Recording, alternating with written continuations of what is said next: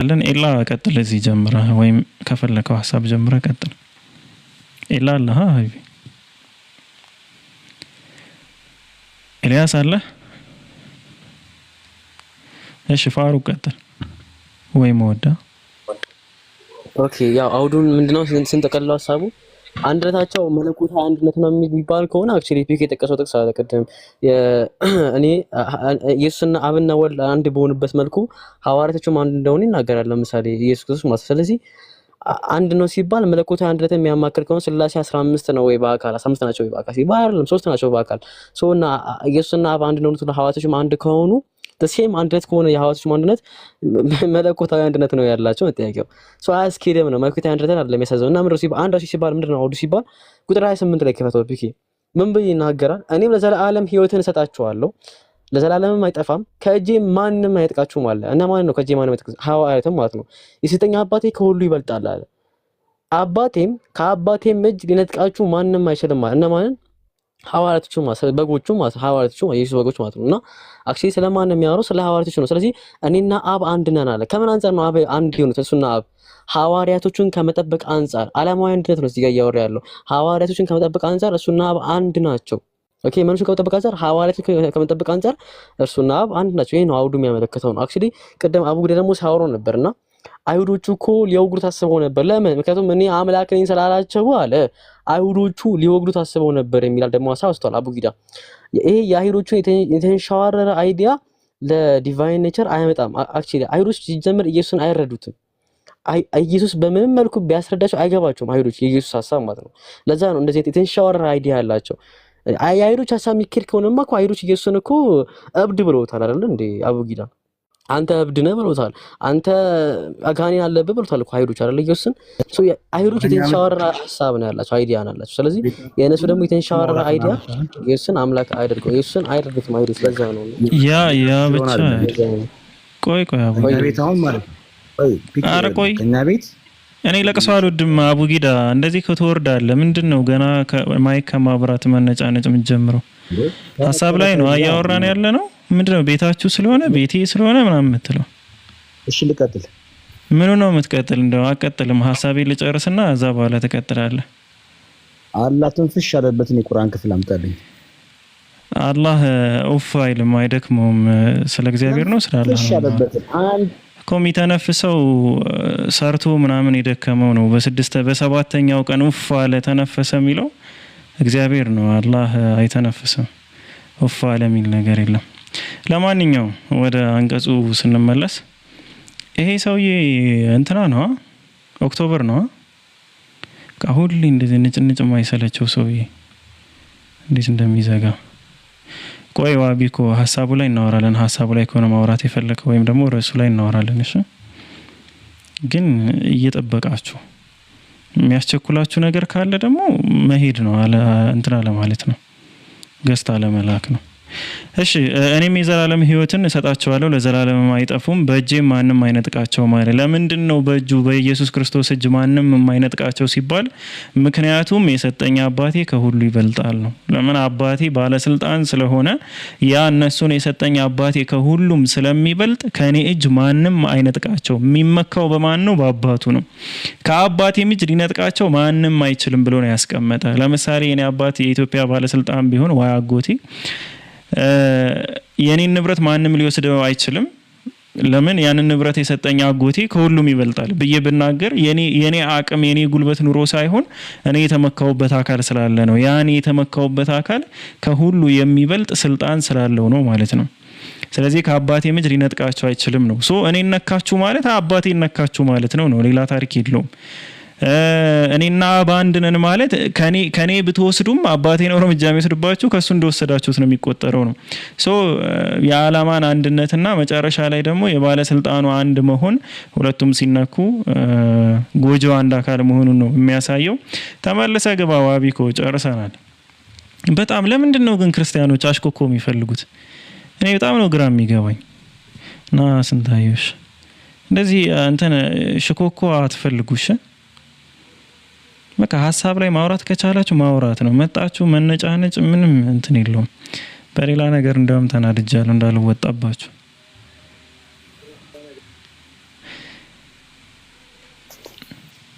እሺ ስንታየው ከዚህ የተለየ ማስረጃ የምታቀርበው አለ ወይስ በዚህ ላይ የሆነ የምታነሳው ትልቅ የምትለው እንትን አለ ሙግት አለ? ፋሩቅ ግን ስንታየው አስወርዳችሁት ነው ወይስ ወርዶ? ሌላ ማስረጃ መስጠት ይችላል። ችግር የለም።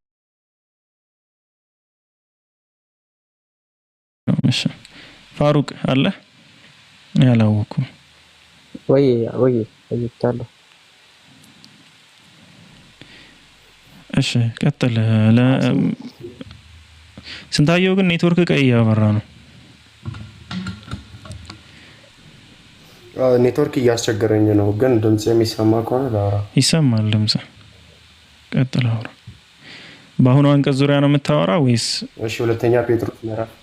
ኦኬ አሁንም በአምላክነቱ ኢየሱስ ክርስቶስ አምላክ መሆኑን የሚናገረውን ፓርት ነው የምናገረው። በራሱ ማለት ነው አሁን የምታመጣው ላይክ እሱን ቃል ነው።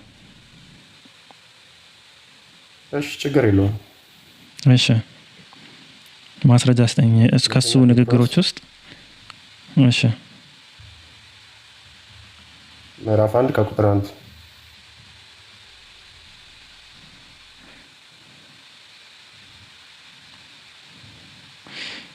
ኢየሱስ ክርስቶስ የተናገረው የለህም ስንታየው? ያው እኮ ነው ኢየሱስ ክርስቶስን የተናገረው ነገር ነው። መቼም እነሱ ቢናገር የሚችሉት ከኢየሱስ ክርስቶስ ነው አይደለም። ስቴፑን ነግሬሃለሁ አይደል? ችግር የለውም እኮ አሁን ከእነሱ ማምጣት ችግር የለውም። መጀመሪያ ግን ስቴፑን ስናወራ ላይክ ኢየሱስ ክርስቶስ ቃል በቃል ብለዋል ወይ ስልህ አላለም፣ በቃ አለፍ ነው አላለም የሚለውን። ከዛ በተዘዋዋሪ ያለበት አለ ወይ ስልህ ዮሐንስ 10:30 አመጣ። ከዛ በኋላ ነው አሁን ኢየሱስ ክርስቶስ ቃል በቃልም ካላለ በተዘዋዋሪም ካላለ ያኔ የኢየሱስ ክርስቶስ ባሪያና ሐዋርያ የሆነ ስምዖን ጴጥሮስ በአምላካችንና በመድኃኒታችን በኢየሱስ ክርስቶስ ጽድቅ ካገኘ ነው ጋራ ምንድነው የተካከለ የክብር እምነትን ላገኙ ምናምን ብሎ ይቀጥላል። ይሄ አሁን የኢየሱስ ክርስቶስ ቃል አይደለም። ሶ ከኢየሱስ ክርስቶስ ቃል እንውጣ፣ ላይክ ያንን እንቶ ያኛውን ስቴፕ ኖ ኢሳይያስ ላይ እኮ ኢየሱስ የለም።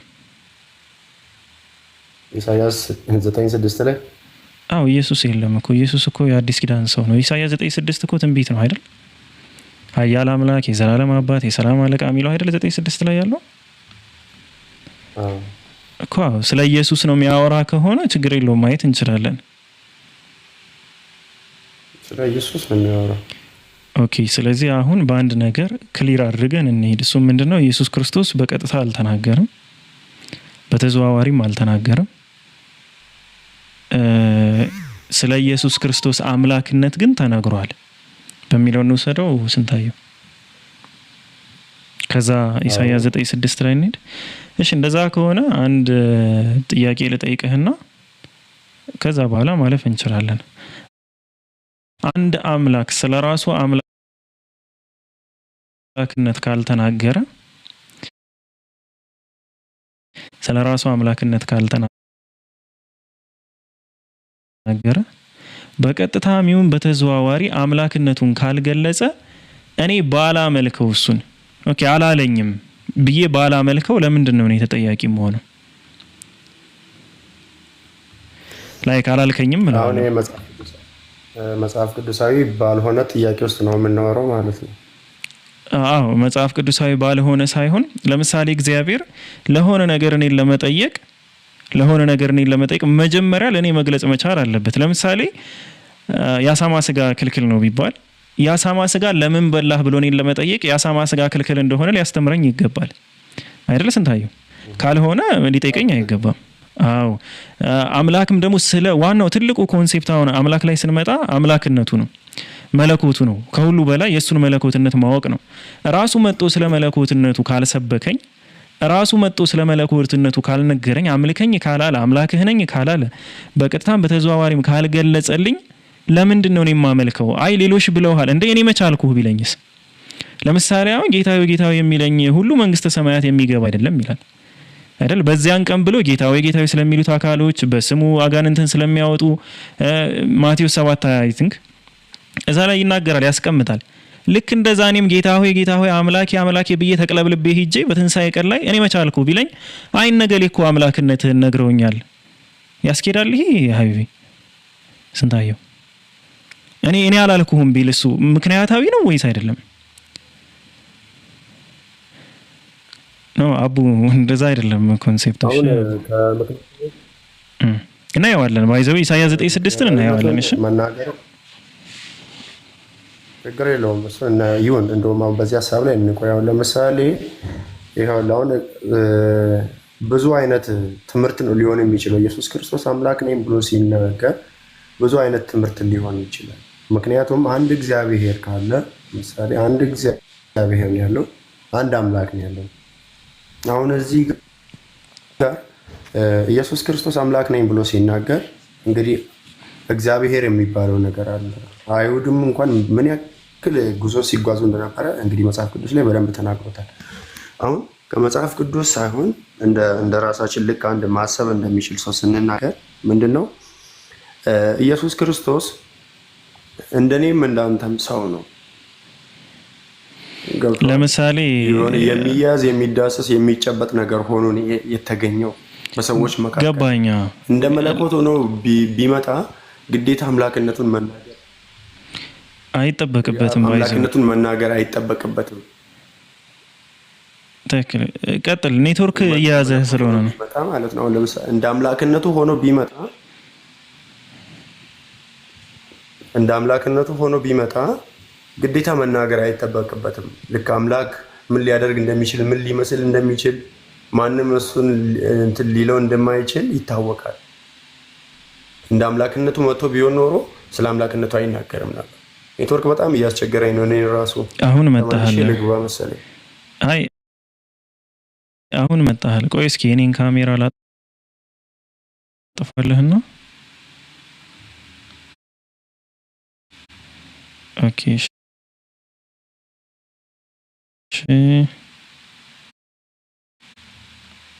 እሺ እንደ የኔ ካሜራ ጠፍቷል። አይ ቲንክ ከተሰማ ቀጥል።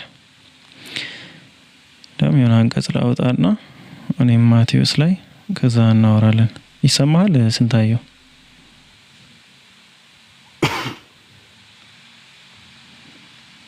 ስንታየው የሚሰማህ ከሆነ ያነሳኸው አሪፍ ሀሳብ ነው። ለምሳሌ መለኮት እኔ ድምጽ ይሰማል?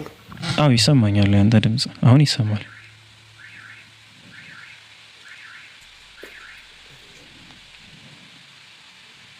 በመለኮቱ ቢመጣ በአምላክነቱ ልክ አሁን ስጋ ሳይለብስ በአምላክነቱ ቢመጣ አምላክነቱን መናገር ወይም እንደዛ ከሰዎች ቃል ወይም ከራሱ አፍ ለመስማት አንቸገርም። በሰው አካል የሰውን ስጋ ለብሶ ስለመጣ ነው እኔ እናንተም እንደዚህ እያወራንበት ያለ ነው። ከዛ አንጻር ነው ልናይ የምንችለው። አሁን አምላክ ጥጃ ያው መሆን የሚባል ባህሪ እናንተ ነው የምትሰጡት። ባይዘው እኛ ይሆናል ብለን አናምንም። አምላክ የሚሆን ነገር ነው ብለን አናምንም። አምላክ ነው ብለን ነው የምንገልጸው እንጂ የሚሆን ነገር ነው የሚል ገለጻ የለንም።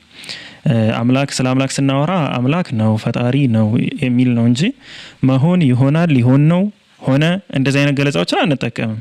ሆነ የሚባለው ይሆናልም መሆን የሚባሉት ነገራቶች ተለዋዋጭነት ባህሪ ያላቸው አካላቶች የሚጠቀሙበት ስለሆነ ማለት ነው። ግን አሁን ከዚህ ጋር ስናወራ ትክክል ነህ። መለኮት ላይክ በመለኮትነት ከመጣ ማንኛውም ሰው አይቶ ኢቭን እኮ እንደዛም ሆኖ እኮ ይጠበቅበታል። ሰይጣንስ ቢሆን ላይክ ሰይጣን እኛ አእምሯችን ከሚችለው በላይ ተገልጾስ ቢሆን በታላቅ ብርሃን ይገለጻል። የብርሃን መልአክን እስኪመስል ድረስ ስለተባለ የመለኮትን ያህል ሰይጣን የመለኮትን ያህል እንትን ፓወር የለውም። ባይዘው ወይ መለኮት የሚባለው ነገር እንዲህ ጭራሽ ሊታይና ሊዳሰስም የማይችል በቃላትም ሊነገር የማይችል ነገር ነው። አሁን ፓወር አለው የለውም አይደለም። ማንም ደግሞ ጠንቅቆ የሚያውቅ ስንቴ አሁን ፓወር አለው የለውም ሳይሆን አሁን አንተ ምን አይነት ሎጂክ መሰለ ያመጣኸው? ሰይጣንም ስትል ሰይጣን የብርሃን መልአክን እስኪመሰል ድረስ ራሱን ይለውጣል ብሎ አይ ቲንክ ጳውሎስ ነው ያስቀመጠው ወይም መጽሐፍ ቅዱስ ላይ ነው ያለ። የብርሃን መልአክን የመሆን አቅም እንዳለው የተቀመጠው መጽሐፍ ቅዱስ ነው። ስለዚህ የሆነ ብርሃን ተገልጾ እኮ ገባኝ። አንተ ግን እግዚአብሔርን በአካልኛ ስለማናቀው የሆነ በጣም በብርሃን የተሞላ አካል መጥቶን እግዚአብሔር ነኝ ቢል አይደለም ለማለትም እኮ መረዳት መቻል አለብን። መጀመሪያ እግዚአብሔር ምንድን ነው የሚለውን እኮ ላይክ አይተኸው ስለዚህ መጥቶ ሊገለጽ አይችልም ነው። ማንም ሰው መረዳት እንደማይችል መጽሐፍ ቅዱስ እግዚአብሔር ማንም ሰው ሊያውቀው እንደማይችል ጥሩ ስንታየው አሁን ዋናውን ፖይንት ምንም ያህል ነገር ሊናገር ምንም ሊያደርግ ይችላል። ግን እግዚአብሔርን አሁን ዋናውን ፖይንት እየተው ነው ወደ ሌላ ሐሳብ እየሄድን ነውና የኔን ኮንሴፕት ልንገርህ ባጭሩ። ሰይጣንን ተው መለኮት እሺ በመለኮትነቱ ቢገለጽ እኔ አምላክ ነኝ ማለት አይጠበቅበትም ማለት እሺ በቃ በሱ እንስማማ።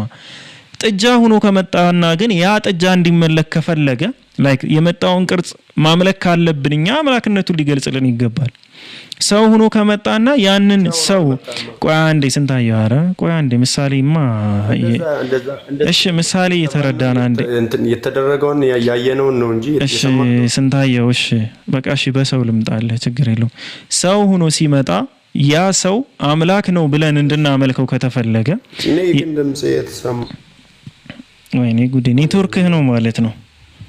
እየተሰማኝ ነው ድምጽ ግን ይዘገይባል። የኔ ነው እየዘገየ የሚደርስ አይ ቲንክ በቃ ሲመችና ወይ 3G ምናምን አድርገውና ስለዚህ ባጭሩ መለኮት በመለኮትነቱ ወይም እንደዛ አይነት ነገር ቢመጣ ልናውቀው ስለምንችል አምላክ ነኝ ማለት አይጠበቅበትም ነው የሱ ሐሳብ የስንታየው ሐሳብ።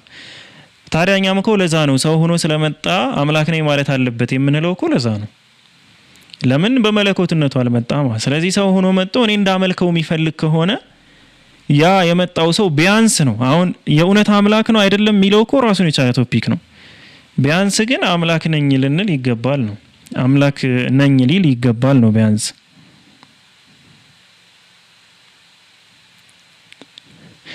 ስለዚህ ምንድነው ራሱን መግለጽ መቻል አለበት።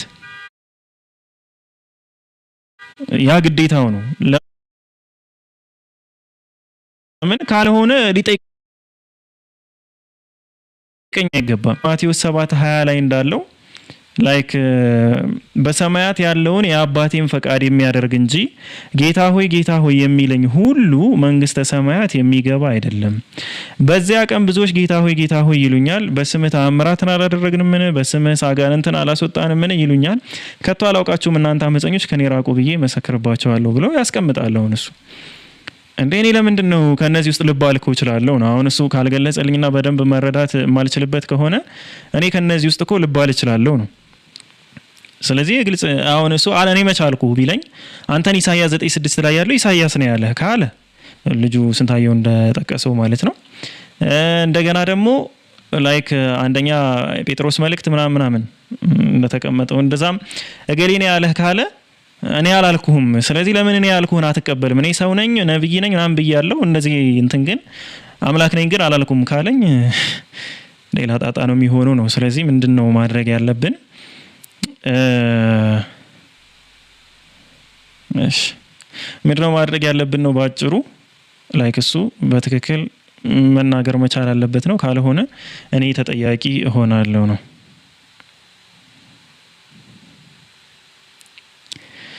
እሺ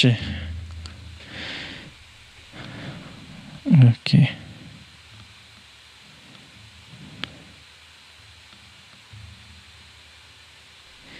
አረ ምንድነው አንዴ ኮሜንት አትጻፉ። ሰው ልስብ ነው አንድ ቁጥር የጻፈ ሰው ኮሜንት አትጻፉ። ልክ ልነካው ስል ወደ ላይ ይሄዳል። አቡን ተፈልገዋለህ ፋሩቅ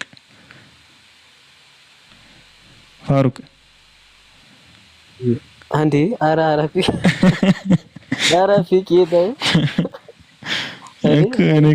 አንድ ቁጥር ሲጽፍ እኮ ላይ ያልነበረ ይመስላልና አዝጎን እኮ ነው የወጣው። ምን ሆነ በግድ እመን የሚል አካል ነው ያለው። ኤኒዌይስ ቀጥል ፊኪ እሺ ኦኬ ስንቴ ልል ነበር ለካ ስንቴም ነው ይሄኛውም። ኤንጅል እንዴት ነህ? ሶሪ እኔ ከኤንጅል ውጭ ማጥራት አልፈልግም በሌላ ስም። ኤንጅል እንዴት ነህ? እንዴት ነህ? አለሁልህ። ሰላም ነው? እንዴት አመሸህ? አንተ ከሀገር ውጭ ነህ እንዴ? እንዴ ፈልገህ ነው? በኩል ሌሊት ነው የምትገባው ብዙ ጊዜ ቀን ላይ የለህም። ፍሪ ሲሆን ነው እንትን የምለው። ኦኬ አይ እኔ አልፈልግህም፣ መቼም ልፈልግህም አልችልም። እንዳይከፋ እየቀለድኩ ነው። ኧረ አስፈልግሃለሁ ይሆንልህ። እሺ ርዕሱን አይተዋል? ኢስላም እውነት ነው ቅሬታ አለህ ወይ ይላል። አዎ እኔ ቅሬታ አለኝ። እኔ የምጠይቃቸው ጥያቄ አሉ። ኖ አሁን የምጠይቃቸው ጥያቄ አሉ ሳይሆን ርዕሱ ምንድን ነው? ኢስላም እውነት ነው ቅሬታ ካለ ማለት አይደለም የምትል ከሆነ ያንን ነው የምታነሳው። ለምንድን ነው እሱን ነው አይደለም የምትለው?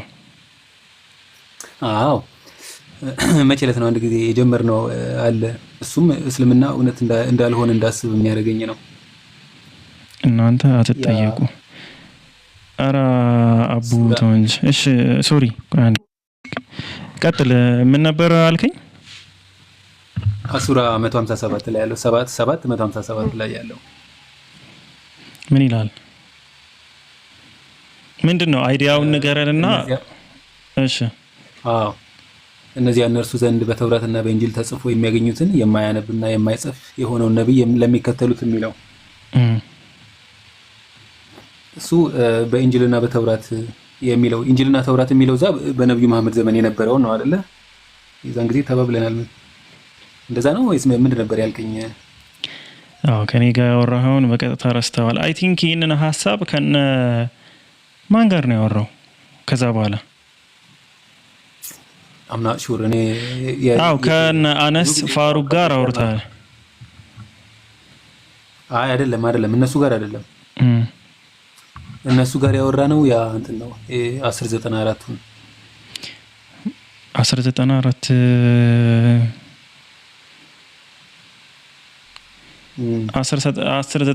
ማለት ኦኬ አንተ ላይ በወረደው በመጠራጠር ውስጥ ብትሆን ምናምን የሚለው ያ አዎ።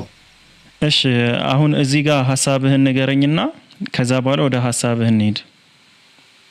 አዎ እና እዛ ለነዚያ ያንን እነሱ ዘንድ በተውራትና በእንጂል ተጽፎ የሚያገኙትን የማይጽፍና የማያነብ ነብይ የሆነውን መልእክተኛ የሚከተሉ ለሆኑት በእርግጥ ጽፍለታለሁ፣ በበጎ ስራ ያዛቸዋል፣ ከክፉ ነገር ይከለክላቸዋል ይላልና ነብዩ መሐመድን የት ነው ተጽፎ የሚያገኙት ይላል ይሄ ቁርአን። እነርሱ ዘንድ በተውራትና በእንጂል ተጽፎ የሚያገኙትን ይላል። በእንጂልና በተውራት ውስጥ ተጽፎ ይገኛል አይደለ ነብዩ መሐመድ? አዎ ይገኛሉ። አዎ አሁን ይሄንን ክሌም ቁርአን ያቀርባልና ይህ እንጂልና ተውራት በነብዩ መሐመድ ዘመን ነበር አይደለ? ነው እንጂልና ተውራት ነበረ ሳይሆን በተውራትና በእንጂል ተጽፎ የሚያገኙትን የሚያነብ ነው አይደለም፣ የማያነብ ነብይ የሆነውን ቆይ አንዴ ልለጥፈውማ። እኔ እዚህ ጋር ፊት ለፊት እየተጣነንኩ ከማየው ፊት ለፊት የበለጠፈው ይሻላል። ለነዚያ ያንን እነሱ ዘንድ በተውራትና በእንጂል ተጽፎ የሚያገኙትን የማይጽፍና የማያነብ ነብይ የሆነውን መልእክተኛ የሚከተሉ ለሆኑ በእርግጥ እጽፍለታለሁ ይላል። ስለዚህ በተውራትና በእንጂል ተጽፎ የሚያገኙትን ካራክተሩ ምንድን ነው? በተውራትና በእንጂል ተጽፎ የነበረው የማይጽፍና የማያነብ ነብይ የሚለው ነው። አዎ የማይጽፍና የማያነብ ካራክተሩን አይደለም ነብዩ ራሳቸው በቃ የግድ ካራክተሩ የማይጽፍ የማያነብ ተብሎ መጻፍ አይተበቅበትም። አዎ እኮ ነብዩን የማይጽፍ የማያነብ የሚለው ነቢያችን ሰለላሁ ዐለይሂ ወሰለም የተገለጹበት ነው። ይህንን ነብይ ባጭሩሽ በተውራትና በእንጂል ተጽፎ የሚያገኙትን ነብዩ መሐመድን ብዬ ልውሰድልህ። አዎ የግድ የማይጽፍ የማያነብ ተብሎ ስፔሲፋይ መደረግ ያን ያህል ይጠበቅበታል ብዬ አላስብም እኔ። አንተ እንደዛ ስለሆነ እየወሰድከው ያለው ችግር የለውም። አንተ እንደዛ ያላልጫነህም ማለት ነው። ኖ አይ ብትጫነኝም ምን የማያነብ ነብይ ለሚለው እኮ አውጥቼ ልሰጥህ እችላለሁ። ላይክ ብዙ ማንበብ ለማይችለው መጽሐፍ ተሰጠው የሚለውን እኮ ደብል ፕሮፌሲ ነው ብዬ ብከራከረ እኮ ምንም እንትን አትልም። ኢንጂልና ተውራት እኮ ኢንጂልና ተውራት ምን አለ? ኢንጂልና ተውራት ላይ እንደዚህ ታገኛለህ? አሁን በኢንጅልና በተውራት ተጽፎ የሚያገኙት እነርሱ ዘንድ በኢንጅልና በተውራት ተጽፎ የነበረው እነሱ ዘንድ ያገኙታል እኮ ነው። አዎ እኮ ታገኘዋለህ። በኢንጅልና በተውራት እንደዚህ የማይጽፍ የማያነብ ምናምን የሚል ነገር ታገኛለህ። ኢንጅልና ተውራት አላቸው አይደለም። በመጀመሪያ በኢንጅልና በተውራት ላይ ተጽፎ የሚያገኙትን የሚለው እነሱ ያገኙታል ነው። ያ ይሄ የተወሰፉበት ማናቸው የሚያገኙት እነዛ ላይክ ክርስቲያንና አይሁድ ብለህ ልትወስደው ትችላለህ። አይሁዶችን ክርስቲያኖችንም ብለህ ልትወስደው ትችላለህ። በነብዩ መሐመድ ዘመን ያሉ? አዎ በሳቸው ዘመን ያሉትን። ከየት ነው የሚያገኙት? በተውራትና በኢንጅል ተጽፎ የነበረውን እነርሱ ዘንድ ያገኙታል። አዎ እኮ ስለዚህ አለ ማለት ነው። እነሱ ጋር ተውራትና ኢንጅል አለ ማለት ነው በነብዩ መሐመድ ዘመን እነዚያ ሰዎች ጋር ተውራትና ኢንጅል ብለው የሚያምኑት መጽሐፍ አለ። ይሄ የሚያወራው አሁን በትክክለኛው ተውራትና ኢንጅል ተጽፎ የነበረ ነው። አዎ ትክክል ነው። እነሱም ግን ከሚከተሉት መጽሐፍ አለ ነው። ተውራትና ኢንጅል ቁርአን ላይ ጄኔራሊ ማድረጉ ያመጣዋል፣ ስፔሲፊክ ማድረጉ ያመጣዋል። አዎ አይ እንደዛ አሁን አንተ ያልከው ነገር እዚህ ቁርአኑ ላይ የለም። አሁን ያልከኝም አሁን እኔ በተውራትና በኢንጅል ተጽፎ ይገኛል ነው እንጂ በኦሪጂናሉ ፎርም በዚህኛው ደግሞ እንደዚህ የሚል ነገር የለም። አሁን አንተ ያልከው አሁን ላይክ መጽሐፉንም እኮ በእጆቻቸው እንደሚጽፉም እኮ ተቀምጧል። ቃላትን ከስፍራው እንደሚለውጡም ተቀምጧል። ስለዚህ ያ ማለት ተውራትና ኢንጅል ሲባል ራሱን የቻለ ኩልል ያለው ወይም ደግሞ ለሙሳ አለይሂ ሰላም የወረደውና ለኢሳ አለይሂ ሰላም የተሰጠው ተውራትና ኢንጅል ነው ማለት አይደለም። ኦኬ that's no my question። እኔ እሱ አይደለም አሁን እያልኩ ያለሁት ይሄ እዚህ ጋር ተውራትና ኢንጅል ተብሎ የተጻፈው የተበረዘው ነው ያልተበረዘው ነው? አሁን እዚህ ጋር ያለው ተውራትና በኢንጅል ተጽፎ የሚለው እዚህ ጋር እኮ ተጽፎ የሚያገኙት ምኑን ነው? ስለ ነብዩ መሐመድ በተውራትና በኢንጅል ተጽፎ ያገኛሉና ይሄ እዚህ ጋር ተውራትና ኢንጅል የሚለው የተበረዘው ነው ወይስ ያልተበረዘው? እኮ ጄኔራሊ ነው የሚጠራው አልኩ። አሁን እነሱ ዘንድ ያለውንም እኮ ተውራትና ኢንጅል ይላል። ለምን? የተውራትና ኢንጅል ቅሪት ስላለ የተበረዘው ነው ያልተበረዘውን አይደለም የሚለው። ስለዚህ እዚህ ጋር የተበረዘውን ነው የሚለው ማለት ነው አይደለ? አዎ በነቢያችን ሰለላሁ ዐለይሂ ወሰለም ዘመን ስለነበሩ ሰዎች ሜንሽን አድርጎ ተውራትና ኢንጅል ሚል ከሆነ ኮምፕሊትሊ እያወራ ያለው የተጨመረበት የተቀነሰበት የተበረዘውን ነው። የተወረደው ተብሎ የሚናገራቸው ደግሞ ስለ ሙሳን አንስቶ ወይም ሁሉም በአውዱ ይለያያል። ባጭሩ ስነግር ይገባኛል። እኔ አሁን ይሄኛውን ኮንቴክስት ነው እያልኩ ያለሁት። እዚህ ጋር ያለው ተውራትና ኢንጅል የተባለው በነብዩ መሐመድ ዘመን ያለ ስለሆነ የተበረዘው ነው እያልከኝ ነው አይደለ? አዎ ኢንጅል ያስደገምከኝ እኮ ነው። አዎ እንደሱ በጣም ጥሩ። ስለዚህ በዚህ በተበረዘ ተውራትና ኢንጂል ውስጥ ነብዩ መሐመድን ፈልገን ካጣናቸው ቁርአን ስህተት ነው ማለት ነው አይደለ? ካላገኛቸው አዎ ተጽፎ የሚያገኙትን ይላል። ስለዚህ ተጽፈዋሉ ነው እሳቸው። አዎ በዚህ በተበረዘው መጽሐፍ ተውራትና ኢንጂል ላይ ነብዩ መሐመድን ካጣናቸው ወይም ደግሞ ከሌሉ ቁርአን ስህተት ይሆናል ማለት ነው። አሁን ይህም መጽሐፍ አንተ ጋር ካለ አሁን በዛ ጊዜ የነበረው ማረጋገጥ ከቻልክ ችግር የለውም። ካንተ መጽሐፍም ፈልገህ ካጣቸው እንደዛ ማለት ይችላል። በነብዩ መሐመድ ዘመን የነበረው ተውራትና ኢንጂል የተባለው እኛ ጋር የለም። እየደጋገምከው ነው። ኢንጂል እኛ ጋር የለም ወይ ነው? አሁን ያልከኝን እኮ ነው። እኛ ጋር የለም። ችግር የለውም አለ ብዬ ልውሰድ አይደለ? አንተ ጋር ያለው ነው በነቢያችን ሰለላሁ ዐለይሂ ወሰለም ተጽፎ የነበረው። ኖ በዚህ ነው አለ ብዬ ልውሰድልህ ሳይሆን የለም እንዴ እኮ በቃ ይሄው አለ አልኩ። ብዙ ነገሮችን እናገኛለን። ለምሳሌ ሐዲስ ላይ 70,000 ሰራዊት የሚያስከትለው ተብሎ ይገኛል። ሌላው ደግሞ ዝሙት የሰራ ሰው በአህያ ጀርባ ላይ ሆኖ ላይክ ይውሰዱት የሚል ነገር አለ። ከተውራት ላይ አምጥተው የሚያስቀምጡት ማለት ነው። እነሱ ከተውራት ብለው ከያዙት እንትን እነዛ ነገሮች የለም። አሁን ላይ ከምታገኘው የለም። መዲና የነበሩ አይሁዳውያን የሚያቀርቧቸው ነገሮች አሉ። ገባ? ለምሳሌ ስለ ነቢያችን ሰለላሁ ዐለይሂ ወሰለም 70,000 ሰራዊት ይከተለዋል የሚል አይነት አንቀጽ እንደነበረና ያንን አይቶ እንደሰለመ የሚናገር ነገር አለ። ያንን ነገር አሁን ካለው ተውራትም ኢንጂልም አምጣ ብለህ ልታመጣልኝ አትችልም። በዛ ሰዓት ግን እያወቁ እንደማይቀበሉት ያወቁበትን ምክንያት ሁሉ ያስቀምጣሉ። አሁን እኔ የምልህ አሁን አንተ ባልከው ይሄ በአንተ መጽሐፍ ነው ብዬ ልመንልህ አልኩህ እኮ። አሁን እነዚህን ሁሉ ዲቴል ከምንገባ ብዬ እኮ ነው ኢንጂል ገባኝ። አሁን አንተ ያልከው ነገር ግን አለ እንዴ? ማለት የሆነ የተገኘ ነገር ነው አሁን ያልከው? ሐዲስ ላይ አለ።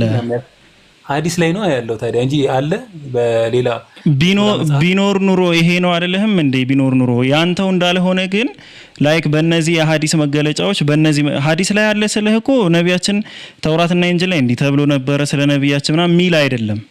አይሁዶች የነበራቸው ሙግትን ነው እየነገርኩ ያለሁት ኢንጂል አዎ እኮ ስለዚህ በሙግት ደረጃ እንደማለት የአርጊውመንት ፍሮም ሳይለንስ እኮ ነው ይሄ ማለት እንዲሉ ነበር በማስረጃ የምታቀርበው ሳይሆን እንዲህ ግን ይሉ ነበር በሚለው ማለት ነው። አዎ እንግዲህ በእነሱ ዘንድ የነበረው ተውራት ላይ እንደዚህ ተብሎ የተቀመጠ ከሆነ እንደዛ ብለው እየሞገቱ ከነበረ አሁን ይሄ ነገር ከአንተ ጋር ስለሌለ እነሱ ተውራት የሚሉት አንተ ጋር የለም እልሃለሁ። አዎ ያ ማለት አንተ በማስረጃ ሆኖ ሳይሆን እነሱ ስላሉኝ ነው በቃ ክሌም አድርገዋል ተናግረዋል ብለህ ነው። ችግር የለም አሁን ለጊዜው ይሄንን አድሚት ስላደረከው ምንድነው ያወራኝ ያለኸው? አሁን አንተ የምትፈልገው ፍራግመንት ነው? ምናልባት አሁን እንደዛ አግኝተህ ይኸኛው ነበር ኖ ፍራግመንት እያልኩ አይደለም። እኔ ስለ ፍራግመንት እያወራሁ አይደለም። ስለ ፍራግመንትማ ምን ብዙ ነገር እኮ ለምሳሌ የሙሴ ተውራት ነው እያወራ ያለው ልበልና እዚህ ጋር ስለ ፍራግመንት እኮ ማውራት እንችላለን። ምንም እኮ የሚገኝ ነገር የለም። አሁን ፍራግመንቱን ተወውና ግን በአንተ ሐሳብ ልስማማ አለህ አልኩ። ኦኬ በአንተ ሐሳብ ልስማማ ችግር የለውም። ያን ሁሉ ከምንገባ እኔ አሁን መመሪያ ቁርአንና ሐዲስ ነው። ከሐዲስ አንፃር አይቼ ነቢያችን ሰለላሁ ዐለይሂ ወሰለም አውቀው ያልተከተሉባቸው ምክንያቶች ስላሉ እነዛ ነገራቶች ደግሞ እነሱ ራሳቸው አይሁዶች ከተናገሩት አንስቼ ይሄው ተውራት የምትለው ላይ ኦሪት የምትለው ላይ የለህም፣ ይሄ ደግሞ ኢንጂል ወይም ወንጌል የምትለው ላይ የለህም እኮ ብዬ ልከራከር እችላለሁ። ግን ሌትስ አግሪ በምን ላይ እንወያይ። በቃ ይዘውት የነበሩት አንተ ያስከው ነው እንበል፣ ችግር የለውም። ኦኬ እሺ። ስለዚህ አሁን እንዳልከኝ የኛ ኢንጂል ላይ ነብዩ መሐመድ መኖራቸውን ማለት እስቲ እንትን በለኝ አሳየኝ። አዎ በዚህ ዙሪያ ያጠና ወንድም አለ፣ አሁን ላይ አይታየኝም። ምናልባት ፋሩቅ ሰዓት የለኝም እያለ ነው ካለ እሱ ሊያሳይ ይችላል በዚህ ዙሪያ ላይ ማለት ነው። ካልሆነ ደግሞ ኖርማሊ ዲቤቶችን ልጋብዝህ። እዚሁ የነበረ ዲቤት አይተሃል። ላይክ ሁለት ዲቤት አንዱ ተቋርጧል። ቶ የእንትና ዲቤት ላይ ማን ነበረ? ሰዎች ኧረ ስም ንገሩኝ።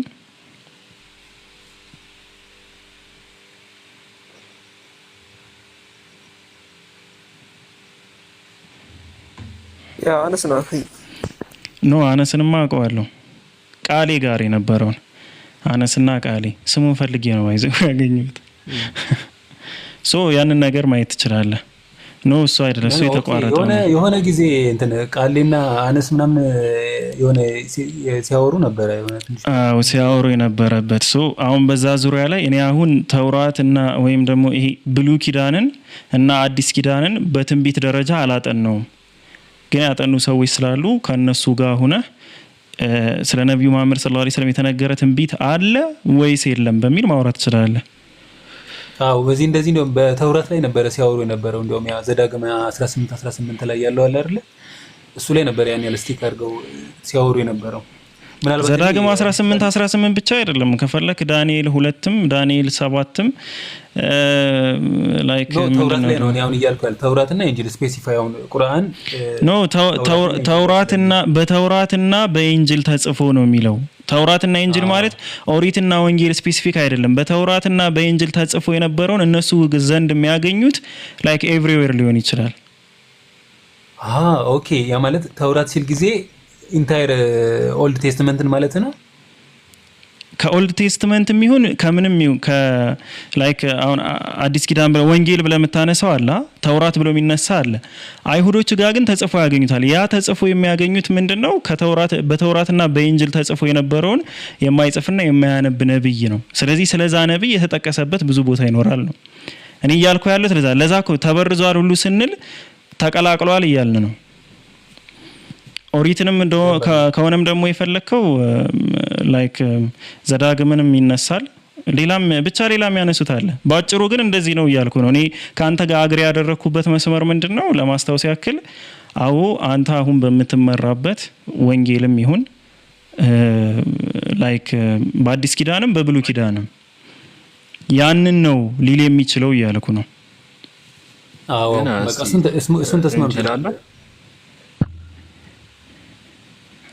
አላህ ኢንጂል አለው ዘዳግም ምዕራፍ 3 ቁጥር 3 ስለማን ነው የሚያወራው ብለህ ታስባለህ? ዘዳግም ምዕራፍ 3 ቁጥር 3 ላይ ወይ ደግሞ ዘዳግም ምዕራፍ ኢንጂልን አሳይና ከዛ በኋላ ኢንጂል ላይ ካየን በኋላ ወደ ተውራት እንሄዳለን። ችግር የለም። ኢንጂል ምን ኢንጂል ላይ በተውራትና በኢንጂል ተጽፎ የሚገኝ ላይ ኢንጂል ላይ ታለ አንተ እኮ አይደለም ስለኔ ሐሳብ እኔ እንደማውራት እንዳለብኝ አንተ አይደለም ብትወስንልኝ። አንተ እየጠየክ ነው። አይደለም ቆይ አንዴ እዚህ ጋር አሁን እኛው ፎር ሴክ ኦፍ አርጊውመንት በዛን የነበረው እንኳን በተበረዘው ብለን መተን በየዛን የነበረው እንኳን አንተ ዘንድ ያለው ነው ብለን መተንልህ እኮ ነው። እንደዛ እንኳን ቢሆን ለኔ ብለህ ነው የመጣህልኝ። አንዴ አዳምጥ። የዛኔ አንተ አሁን እኮ ፕሩቭ ማድረግ አለበት ሲጀመር የዛኔ የነበረው የተበረዘው እንኳን ቢሆን አሁን አንተ ጋር ካለው ጋር ተመሳሳይ መሆኑን መጀመሪያ ፕሩቭ ማድረግ አለበት። ይሄን ግን ችግር የለውም ብለን እንኳን ግራንት ብናረግ ይሄኛው አንተ ዘንድ ባለው መጽሐፍ ላይ ኦሪትና ወንጌል ብለህ በመታምነው ላይ እኔ ባሳየህ ለምሳሌ አሁን ዘዳግም ምዕራፍ 33 ቁጥር 3 ላይ ወይንም ቁጥር 2 ላይ የሚያወራው ስለማን ነው ትላለህ አንተ? 33 ቁጥር 2 ላይ እሺ አንድ ጊዜ ማውጣት ትችላለህ? ፒኬ የውዚ ያወጣልናል። ምን ላውጣላችሁ? ኦሪት ዘዳግም ምዕራፍ 33 ቁጥር 2ን ከፈተለት።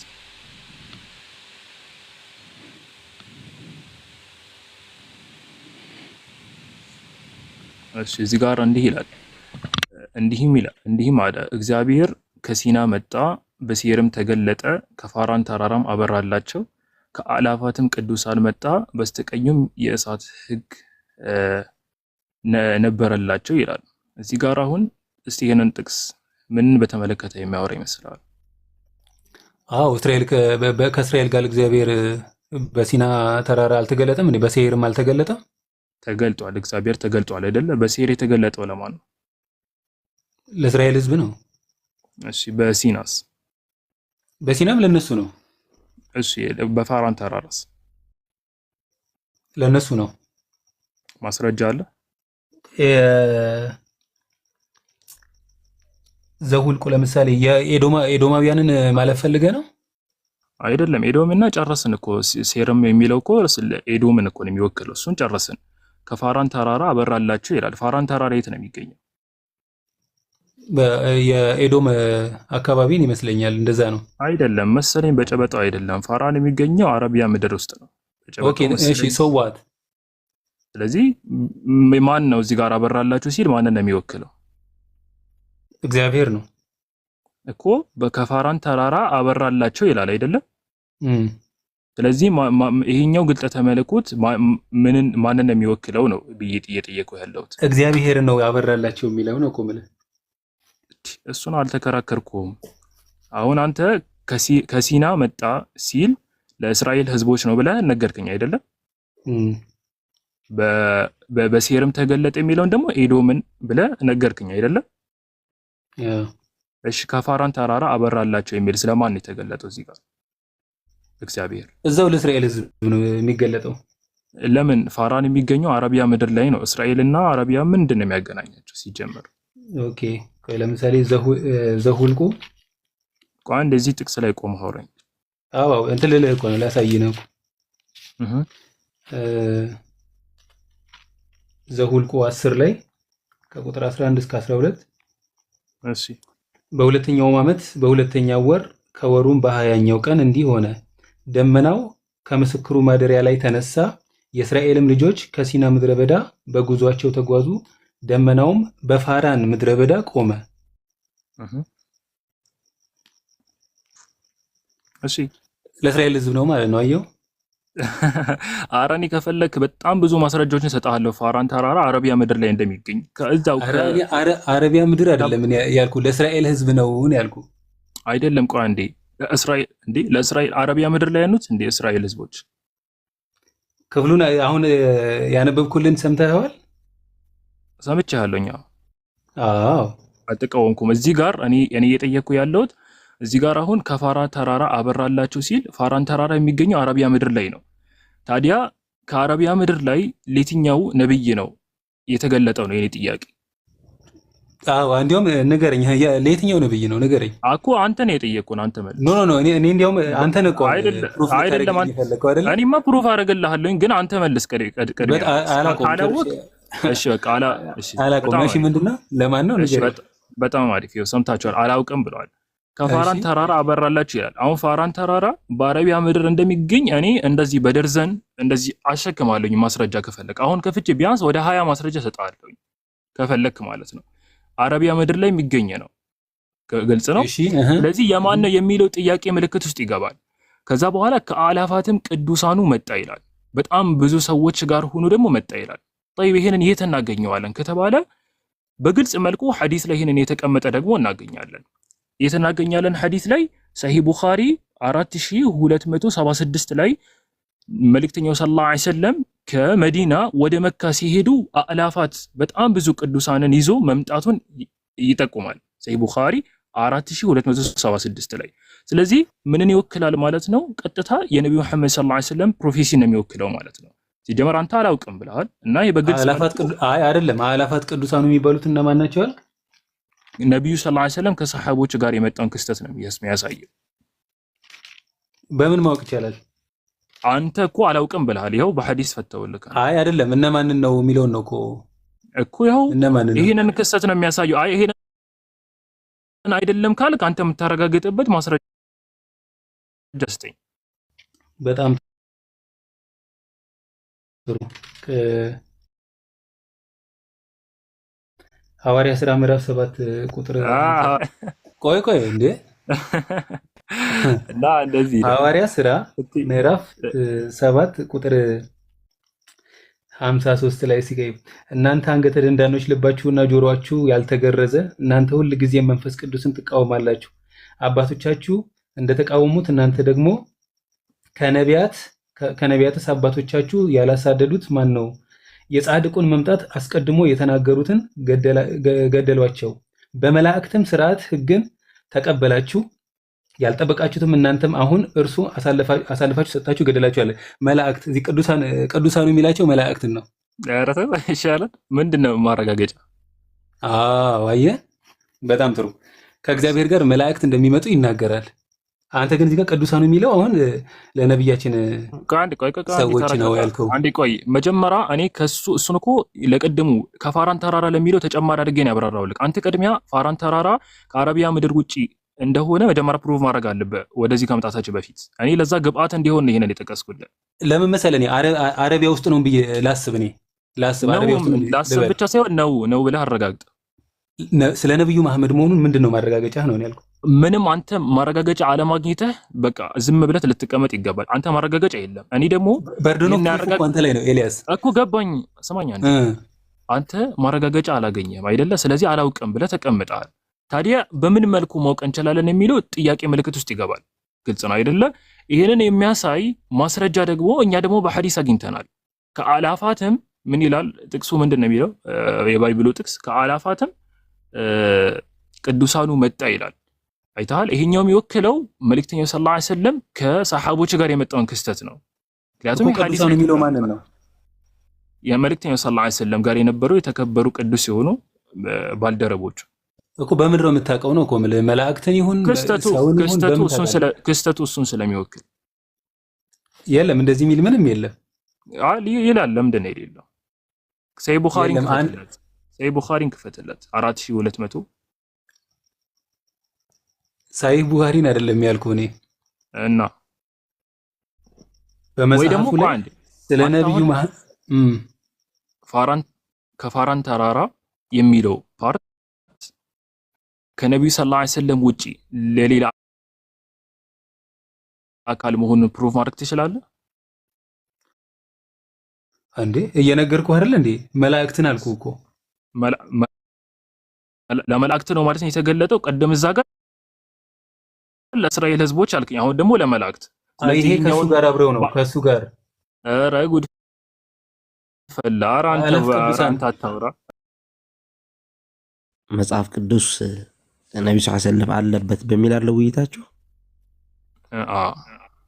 ስለዚህ አንተ ሐዲስ ስታመጣ ለምን አይቀበልም? ምክንያቱም ያንኛውን ቁርአን ተቀብሎት የለ እንዴ? የትኛውን ቁርአን? يجدونه مكتوبا عندهم في التوراة والإنجيل የሚለውን ተቀብሎታል። ከዛ መጽሐፍ ቅዱስ ልትፈልጉ መጣችሁ። ተቀብሎታል አይደለም? ቁርአን እንደዚህ አይነት ክሌም ያቀርባል። ስለዚህ አሳየህ፣ የቱ ጋር ነው ብለህ ጠየቅከው፣ አሳየህ አይደለ እኮ። የታለ? ምኑን ነው የሚያሳየው? እዚህ ጋር የታለ? ምንም እኮ አላሳየም። ከፋራን ተራራ መጣ ብሎ እኮ ነገረህ አይደለ? ስለ ነብዩ መሐመድ ጭራሽ አያወራም። ጭራሽ እኮ ነው በቃ ጭራሽ የለም ቦታው ላይ። ያወራሉ እኮ ብላችሁ ነው የመጣችሁት። ወይስ ቁርአኑን ታለ ማለት አሁን ለምሳሌ አሁን ዘዳግም 32 ላይ 33 ላይ ማለት ነው ጭራሽ ስለ ነብዩ የሚናገር የለም። እንደዛ ብለህ ሄዳ አሁን እዚህ ጋር ነው ችግሩ። የሚል ነገር የለም የሚለው ነገር ኮንሴፕት ከተነሳ መጽሐፉ ብሎ ውስጥ ፈልጉ የተባሉት ከተበረዘው መጽሐፍ ነው ብሎ ነገረክ። የትኛው መጽሐፍ ነው ሲባል አንተ በመታመነው አመጣልክ ማስረጃ አይደል? አዎ እኮ የታለ ምንም አላመጣልኝም። አንድ አድምጥ። ስለዚህ ከፋራን ተራራ የመጡ ናቸው ብሎ ነገርካ። የፋራን ተራራ አንተ ማን ነው ስለ አላቅም አልክ። እሱ እኔ ግን ማስረጃ አለኝ አለ። ከምን ተነስቶ አመጣልህ? በጊዜው ከተከሰቱ ድርጊቶች ተነስቶ አመጣልህ ማስረጃ ይዞ መጣል። ይሄ ማስረጃ አልቀበልም። አንተ ምንድነው የምታስበው ሲባል አታውቅም። እንዴት ነው የምታወራው ታዲያ? አዎ እኔ እያልኩ ያሉት አሁን አታውቅም። ስለዚህ መመዘኛ አንተ መሆን የለበትም። መጽሐፉ ነው ማለት ስለ ነብይ ጭራሽ የሚያወራ የለም እኮ ነው። ስለ ነብይ እኮ እሱ እኮ ነው ብለህ ስለ ነብዩ ያወራል ብሎ ማስረጃ ሰጠህ። ኦኬ አንዴ በደንብ ከፋራን ተራራ የመጣው ማን ነው? ፕሩፍ ማድረግ ትችላለህ አንተ? የለም ማን መጣ ይላል እዚህ ጋር የተናገረው ምንም ነገር የለም። ከፋራን ተራራ ከካምፓኒዎች ጋር መጣ የሚል የለም። አንተ ምንድነው ያልካቸው? መላእክቶች ናቸው አልክ አይደል? መላእክቶች ናቸው ለማለት ማስረጃ አለክ? በጣም ጥሩ እኮ እሱን ነው እኮ እያልኩ ያለሁት። አለክ አንተ ሐዋርያ ሥራ ላይ ጠቀስኩኝና መላእክት ኦኬ ይሄ ክስተት ሐዋርያ ሥራ ላይ ሄዶ ይሄ ክስተት መላእክቶች መሆኑን ያስረዳል።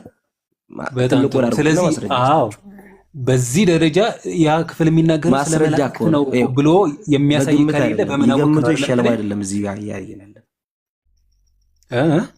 ይገምቱ ይሸለሙ ሳይሆን እያወራን ያለ ነው ማስረጃ ተንተረሰ እነዚህ የሚያወራው በከፋራን ተራራ የመጣው መላእክቶቹም ናቸው ብለህ የምታምን ከሆነ ማስረጃ ተባልክ። ማስረጃ መስጠት ነው ያለብህ። አቀረብኩለት እኮ ሐዋርያ ሥራ ላይ ስለዚህ ሲቹዌሽን ያወራል። ሐዋርያ ሥራ ላይ መላእክት ስለዚህ ሁኔታዎች ያወራል አይደለም። ከፋራን ተራራ እንደመጣና መላእክቶች እንደሆኑ የሚያመላክት ማስረጃ አለ። ይሄው አሁን አነበብኩለት እኮ። ስለዚህ ኦኬ፣ ስለዚህ አንብና ህዝቡ ይል ኤልያስ ማስረጃ እየሰጠህ ነው። ከፋራን ተራራ የመጡት ካምፓኒን ሳይሆኑ መላእክቶች ለመሆናቸው ማስረጃ ሊሰጥህ ነው። ኧረ ጭራሽ አላመጣም። ሲጀመር ፋራን ተራራ የት እንደሆነ ማያውቅም። ሲጀመር አንደኛ ነገር ገብቶኛል። ይሁንለት እና ይይለት ህዝቡ አይሻልም? እኔ እኮ ምንም አለ ፋራን ተራራ የምትለው ራሱ አረቢያ ምድር ውስጥ ይሁን አልኩህ እኮ እሱን እኮ ተስማማን። እሱ ቢሆንም ራሱ ነብዩ መሐመድን ምን ያሳያል ነው የምልህ። አዎ አንተ አለማሳየቱን መጀመሪያ ማረጋገጥ ትችላለህ ሳትችልም። እኔ አሁን አንተን ነብዩ መሐመድን እየፈለግን ነው መጽሐፍ ቅዱስና አሳየኝ እያልኩ አንተ እኔ ትለምነኛለህ። መልስ አንዴ ቆይ ወደኔ ልመልስልህ እኮ አለማረጋገጡን ትችላለህ ወይስ አትችልም? እኔ ፈላጊ ነኝ ካንተ ማስረጃ ፈላጊ ነኝ። ገባኝ። ወደኔ እመጣልሃለሁኝ። አለማረጋገጡን ትችላለህ ወይስ አትችልም? አንተ ስለ ነብዩ መሐመድ አይደለም ነው እያልኩ ያለሁት። እሺ ማረጋገጫ አለህ እንደዚህ ስትል? ስለ ነብዩ መሐመድ አለመሆኑ ማረጋገጫ አለህ እንዴ ስትል? ያው ክፍሉ ምንም የሚናገር ነገር ስለ ነብይ ጭራሽ አይናገር። ለዛ ማረጋገጫ አለህ ወይ እንዲህ ስትል? ይሄው ፊት ለፊት እያየነው አይደል እንዴ? በጨበጣው ነው አይደለም? እያየነው ነው። የለም ያኒ ረብስ ሚል ዝም ብሎ በጨበጣው ነው። የእግዚአብሔር ሰው ሙሴ ሳይሞት የእስራኤል ልጆች የባረከው በረከት ይህቺ ናት።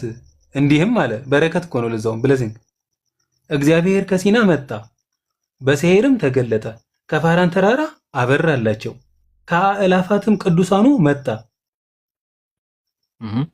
በስተቀኙም የእሳት ሕግ ነበረላቸው፣ ህዝቡንም ወደዳቸው። ቅዱሳኑ ሁሉ በእጅህ ናቸው፣ በእግሮችህም አጠገብ ተቀመጡ፣ ቃሎችን ይቀበላሉ። ሙሴ ለያዕቆብ ጉባኤ ርስት የሆነውን ሕግ አዘዘ ይላል።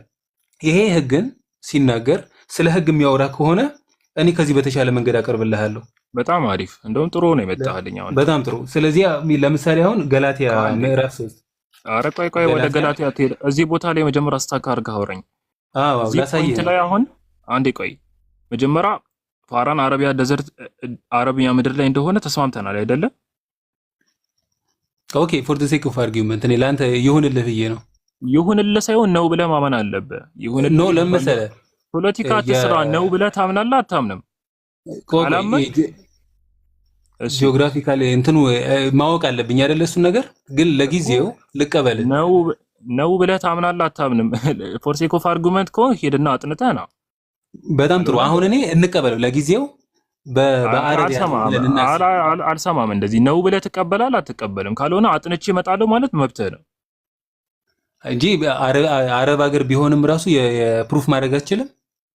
ነው ብለህ ትቀበላለህ ወይስ አትቀበልም? ካልተቀበልክ አጥንቼ እመጣለሁ ማለት መብትህ ነው። ግን ነው ብለህ አሁን እኔ ለአንተ ማለት ነው ይህ ክፍል በጭራሽ ስለ ነብዩ መሐመድ የሚናገር አይደለም።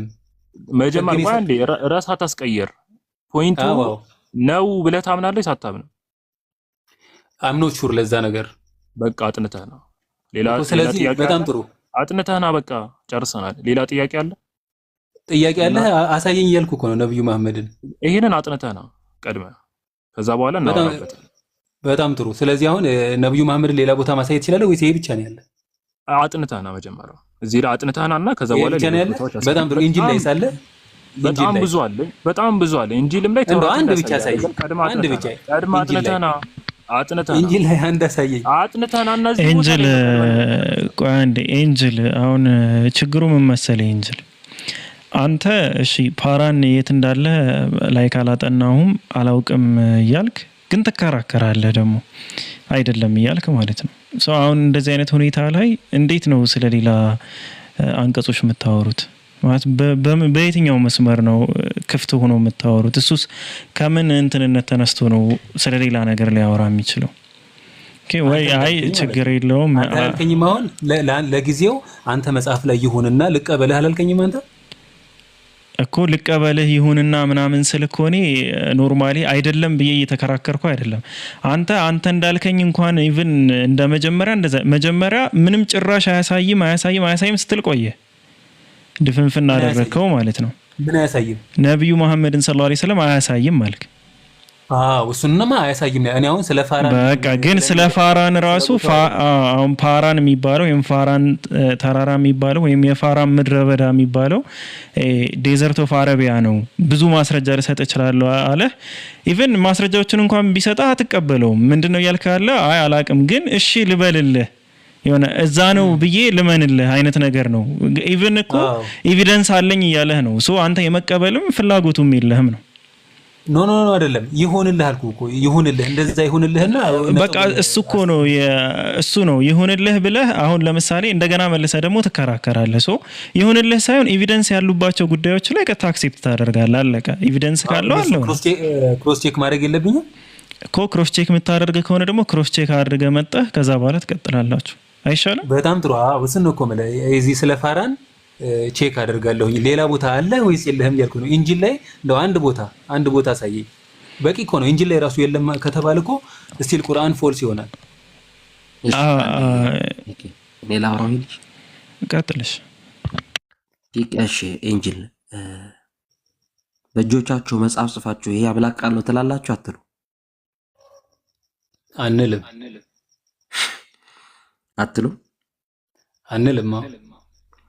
በጣም ጥሩ። ምንድን ያለው 299 ሰዎች በእጃቸው ጽፈው ይሄ የአምላክ ቃል ነው ይላሉ አይሉም ስንል አንልም ነው ያለው። ድገም ውስጥ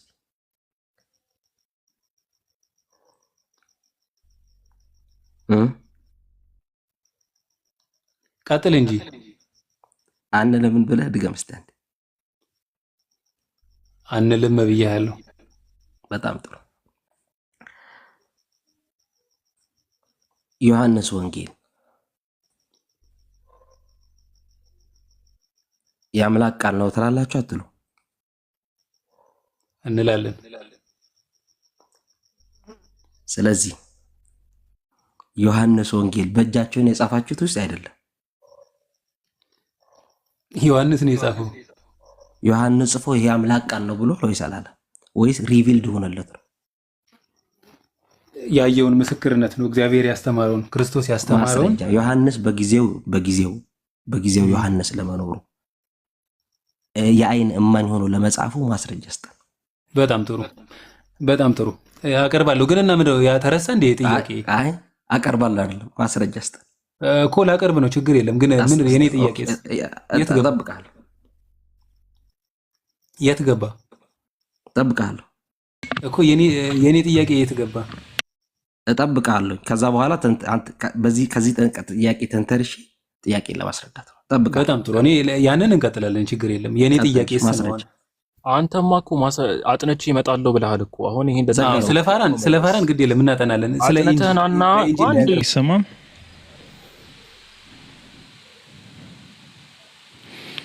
አቡጊዳ አይሰማም?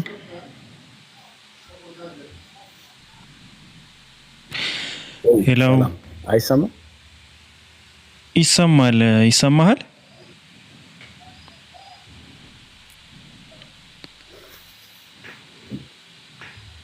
ምንድን ነው?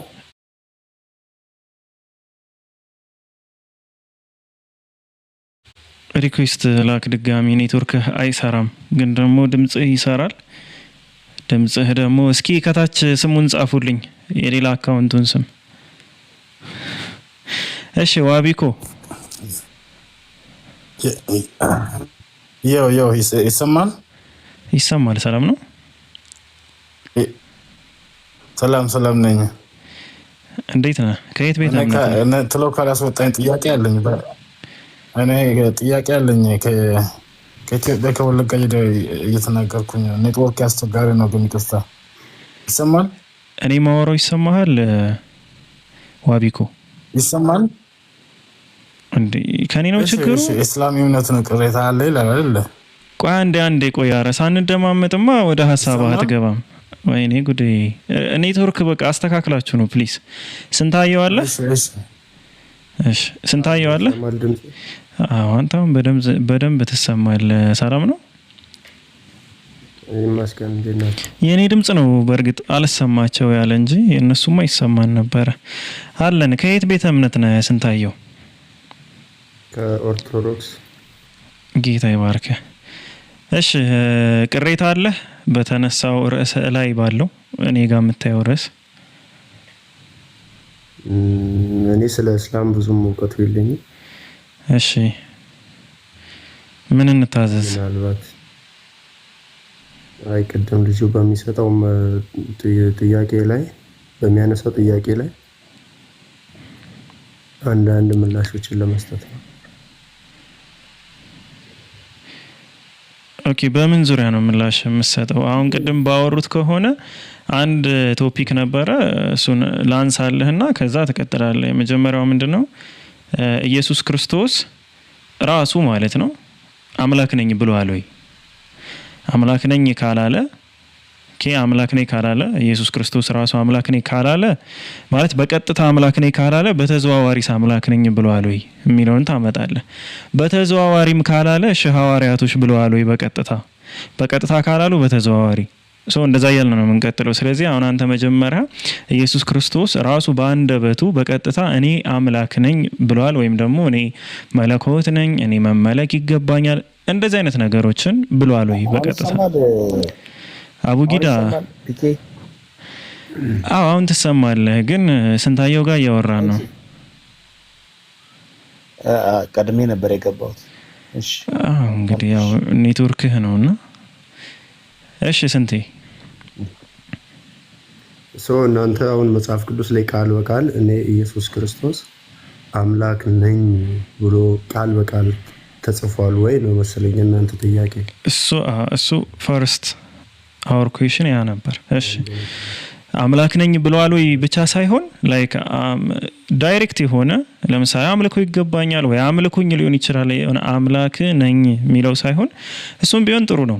እንደዚህ አይነት ነገሮችን ተናግሯል ወይ ነው ስንታየው? ቃል በቃል ባይናገረውም ነገር ግን ስለዚህ በቀጥታ ቆይ አንዴ በቀጥታ አልተናገረም። ስለዚህ በቀጥታ አምላክ ነኝ ወይም አምልኩኝ ወይም መለኮት ነኝ ወይም መመለክ ይገባኛል የሚል በቀጥታ አልተናገረም ነው የመጀመሪያው የጥያቄ ምላሽ። ኦኬ እንደዛ ከሆነ በተዘዋዋሪስ አምላክነቱን የገለጸበት መንገድ አለ? አለ። ጥሩ አንድ ጥቅስ ብቻ ነው መሰጠን። እሺ አንድ ጥቅስ ብቻ ሰጠና በዛ ዙሪያ ላይ ፋሩቅ መወዳ ኤልያስ አንዳችሁ ታወሩታላችሁ ኢንሻአላህ። አንድ ጥቅስ ስጠን። የት ላይ ነው በተዘዋዋሪም ቢሆን አምላክነቱን የገለጸው? ሁላችሁ እንደሰማችሁ በቀጥታ አምላክነቱን የሚያሳይ ምንም ነገር የለም። እሺ በተዘዋዋሪ ራሱ ከራሱ አንደበት ማለት ነው አምላክነቱን የሚያሳይ ነገር ንገረን ስንታየው። እሺ ዮሐንስ 10:30 ላይ እኔና አብ አንድ ነን ይላል። ኦኬ ዮሐንስ ምዕራፍ 10 ቁጥር 30 ምን ማለት ነው ብለህ ነው የወሰድከው? ላይክ እኔና አብ አንድ ነኝ ሲል ምን እኔ አብ ነኝ እያለ ነው? ያው አንድ ነን ማለት ብዙ ማብራሪያ ይፈልጋል። ለምሳሌ አሁን ይሄንን ይሄ በተዘዋዋሪ የኢየሱስ ክርስቶስን መለኮትነት እንዴት ነው የሚገልጸው? ላይክ እኔና አብ አንድ ነን ሲል እኔ አብ ነኝ እያለ ነው ወይስ ምንድነው እያለ ያለው? ከአብ ጋር አንድ ነኝ፣ በቃ ያው ከአብ ጋር ያለኝ ግንኙነት ተመሳሳይ ነው፣ አንድ ነው፣ ምንም ልዩነት የለንም እንደማለት ነው። ለምሳሌ አብ የሚመለክ ከሆነ እኔም እመለካለሁ፣ አብ የሚሰገድለት ከሆነ እኔም ይሰገድልኛል እንደማለት ነው። ስለዚህ የሚደረገው ነገር ሁሉ ለኔም ለአብ የሚደረገው ነገር ሁሉ ለኔም ጭምር ነው ማለት ነው። አው እሱ ላይ እንድትደርስ ያደረገ እኔና አብ አንድ ነኝ የሚለው ንግግር ነው። ላይክ አንድ ነኝ የሚለውን ቃል መጠቀሙ ነው። ላይክ እሱና አብ አንድ ናቸው፣ አምልኮትም ይገባል ምናምን እንድትል ያደረገ ከአብ ጋር አንድ የሆኑ ከአብ ጋር ያላቸው አንድነት አንድ ተብሎ የተገለጸው ነው። ለምሳሌ ይኸውልህ ወንድሜ አሁን አንተ እድሜ 20 ቢሆን የኔም እድሜ 20 ቢሆን እድሜያችን አንድ ነው ብለን ስንናገር ምንድነው እኩል ነን፣ ምንም ልዩነት የለንም፣ እድሜያችን ተመሳሳይ ነው እንደማለት ነው። ልክ በዛ ምሳሌ የሚሄድና እኔና አብ አንድ ነን ብሎ ሲናገር በቃ ሁለቱም እኩል መሆናቸውን አንድ መሆናቸውን ለአብ የሚደረገው ነገር ሁሉ ለሱ እየሆነ እንዳለ ለወልድ የሚደረግ ነገር ሁሉ ለአብ እንደሆነ እኮ እዛ ጋር እንድትደርስ ያደረገ ስንቴ አሁን ያልተግባባ ነው መሰለህ። እዛ ጋር እንድትደርስ ያደረገ ላይክ እኔና አብ አንድ ነን የሚለው ቃል ነው። አንተ አምልኮም አንድ ናቸው ምናምን እንድትል ያደረገ አሁን ወደዛ ሐሳብ እሺ የኔን እንትን ተው በትክክል። ስለዚህ አብ ከሱ ጋርም ከወልድ ማለቴ ከሱ ጋርም ከአብ ጋርም ላይክ የነሱ አንድነት ማንኛውም አምልኮት ጋር ነው የሚገናኘው ማለት ነው እንዳንተ ሐሳብ። እንደዛ ከሆነ እስኪ የሆነ አንቀጽ ልስጥህና አሁን በትክክል ወይ ሀቢብ ይቀጥል ይላ አንዴ ወደ ሌላው ከማለፍ በፊት አንዴ ራሱን ክፈተው የራሱን ያውን አውዱን ከምናየው ብዬ ነው ነገር ከማዞር ብዬ። እሺ መርሐባ በቃሽ ቀጥልና እንመለስበታለን። እዚሁ ቀጥልና ወደ አውዱን እንመለሳ። መጀመሪያ ግን ቃላት ላይ ስለሆነ ቃላት ላይ እስኪ እንየው። ልክ ከዚሁ ከዮሐንስ ሳንወጣ ማለት ነው ዮሐንስ 17 አይ ቲንክ 18 አካባቢ ዮሐንስ ወንጌል ምዕራፍ 17 ቁጥር 18 አካባቢ እሺ 19 ምናምን ቁጥር 19 እነርሱም ደግሞ በእውነት የተቀደሱ እንዲሆኑ እኔ ራሴ ስለነርሱ እቀድሳለሁ ብሎ ያው ስለ ሐዋርያት ያወራል። ሁሉም አንድ ይሆኑ ዘንድ አለ ከቃላቸው የተነሳ በእኔ ስለሚያምኑ ደግሞ እንጂ ስለነዚህ ብቻ አልለምንም። አንተ እንደላከኝ ዓለም ያምን ዘንድ አንተ አባት ሆይ በእኔ እንዳለህ አለ እኔም በአንተ እንዳለው እነርሱም ደግሞ በእኛ አንድ ይሆኑ ዘንድ አለ። ስለዚህ አብ ወልድ አንድ በሆኑበት ልክ አብ በወልድ እንዳለ ወልድ ደግሞ በሐዋርያት ውስጥ እንዳለ እነርሱም ደግሞ በእኛ አንድ ይሆኑ ዘንድ እለምናለሁ አለ። አሁን አንተ 15 መለኮት ነው የምታመልከው ላይክ 15 እና አንድ የሆኑ መለኮት ነው የምታመልከው። ኖርማሊ አንድነታቸው እንደኔና እንደ አባቴ ነው እያለ ነው ሐዋርያቶች በሱና በአባቱ። ዋቢኮ ሚዩት አድርግ።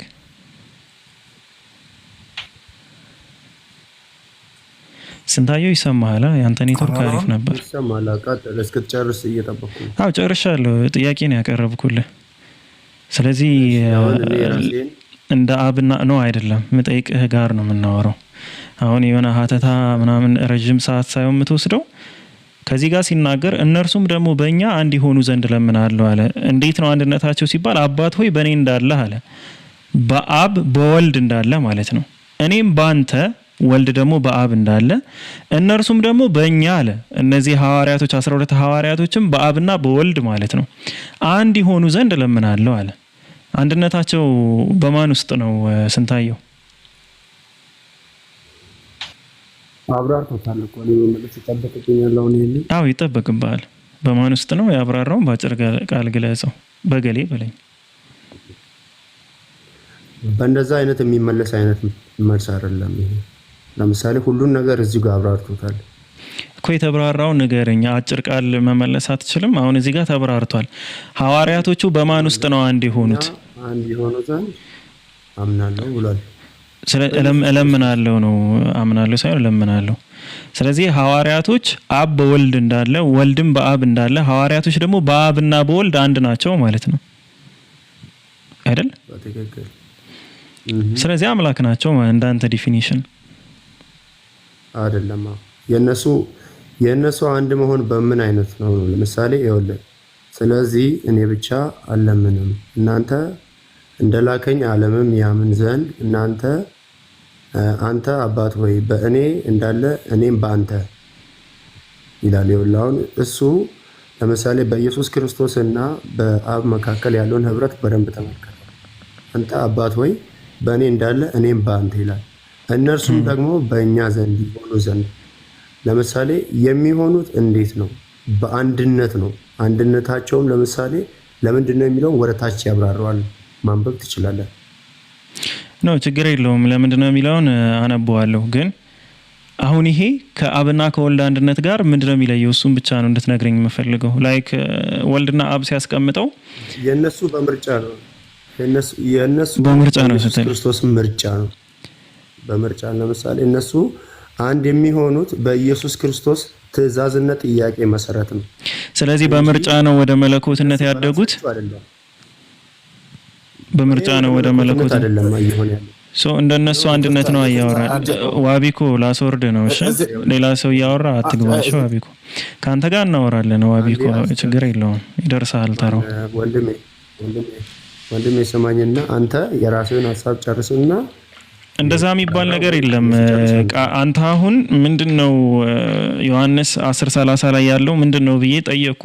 ኖርማሊ አብራርተ በቃ የተሰማህን ነገር አስቀምጠሃል።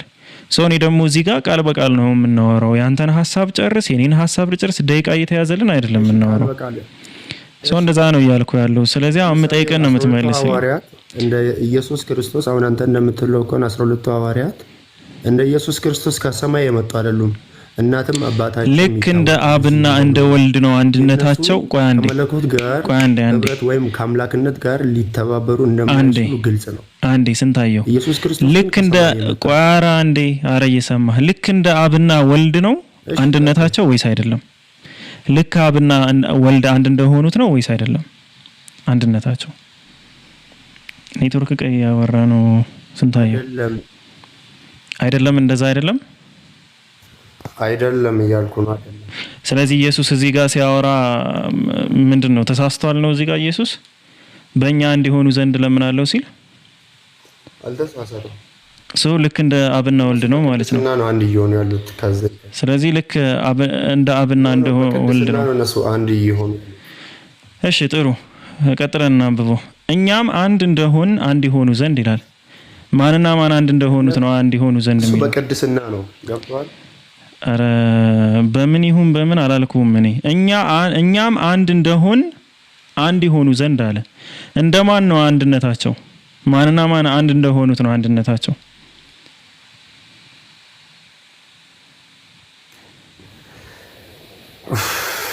እንዴት ነው የምትሰማው አንተ ሰውዬ? እኔ በጆሮዬ ነው የምሰማው። ኤርፎን አድርጌ ያለው ሁለቱም ጆሮ ይሰማል። የሰው ልጅ እንዴት እንደሚሰማ ስለ ታምቡር ላውራ ነገርኩህ እኮ።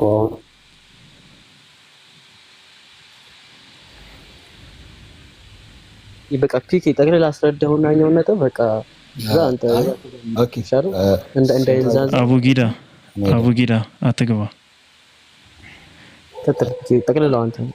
እሺ ፋሩቅ በቃ ሐሳባችሁን መግለጽ ትችላላችሁ። እዚህ ጋር ባጭሩ እዚህ የሚያወራው እዚህ ጋር የሚያወራው አንድነት ከወልድና ከመንፈስ ከወልድና ከአብ የተለየ አንድነት አይደለም። ለምን ከላይ ጀምሮ ይናገራል። ስለነዚህ ብቻ አለምንም ምናምን አንተ እንደላከኝ ዓለም ያምን ዘንድ አንተ አባት ሆይ በእኔ እንዳለህ እኔም በአንተ እነርሱም ደግሞ በእኛ አንድ ይሆኑ ዘንድ እለምናለሁ አለ። እኛም ምን እንደሆንን አለ አንድ እንደሆንን አንድ ይሆኑ ዘንድ እኔም በእነርሱ አንተም በእኔ ስትሆን በአንድ ፍጹማን እንዲሆኑ ይላል። በአንድ ፍጹማን እንዲሆኑ የሰጠኸኝን ቃል የሰጠኸኝን ክብር እኔ ሰጥቻቸዋለሁ አለ። ወልድ ክብሩን ከማን ነው የተቀበለው? ስንታየው ኔትወርክ ቀይ ነው በቃ። ስለዚህ ወልድ የተቀበለውን ክብር ለሐዋርያቶች ስለሰጠ በአንድ ፍጹማን ሆነዋል። እነዚህ ማንና ማን? እኛም አንድ እንደሆን ብሎ ነው የሚያስቀምጠው። እንደ ወልድና እንደ አብ አይነት አንድነት ነው ያላቸው። እነማን? እነዚህ ሐዋርያቶች ጨምሮ ማለት ነው 12ቱን ሐዋርያቶች ጨምሮ።